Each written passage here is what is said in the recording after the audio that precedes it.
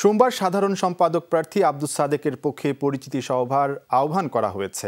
আবাহনী সমর্থিত এই প্রার্থী নির্বাচনকে প্রভাবিত করতে পারেন এমনটাই আশঙ্কা করছেন আরেক প্রার্থী মুমিনুল হক সাঈদ।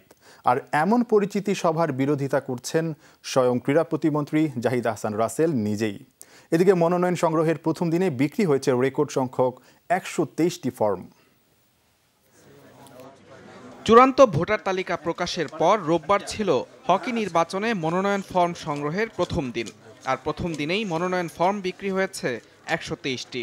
সাধারণ সম্পাদক প্রার্থী আব্দুস সাদেকের পক্ষে নেওয়া হয়েছে ৪৩টি, আর রশিদ সাঈদ পরিষদের পক্ষে নেওয়া হয়েছে ৭৯টি মনোনয়ন ফর্ম। ৪৩টা একটি পক্ষ নিয়েছে, ৪৩টা মনোনয়নপত্র, এবং একটি স্বতন্ত্রভাবে নিয়েছে, এবং অন্য পক্ষে ৭৯টি, সব মিলিয়ে ১২৩টি। এদিকে সোমবার পরিচিতি সভা ডেকেছে সাধারণ সম্পাদক প্রার্থী আব্দুস সাদেক পক্ষ, যেখানে প্রভাবশালী কয়েক ব্যক্তির উপস্থিতির আশঙ্কা অপর সাধারণ সম্পাদক প্রার্থী মুমিনুল হক সাঈদের। আমি জানতে পেরেছি আগামীকাল ঢাকা ক্লাবে আপনার একটি মিটিং ডাকা হয়েছে। সেই মিটিংয়ে উপস্থিত থাকবে আমাদের মন্ত্রী পরিষদের ২জন মন্ত্রী, আমাদের ক্রিকেট বোর্ডের যিনি সভাপতির দায়িত্বে রয়েছেন নাজমুল হাসান পাপন, তিনি থাকবেন। নির্বাচন নিয়ে আমি একটি গভীর শঙ্কিত।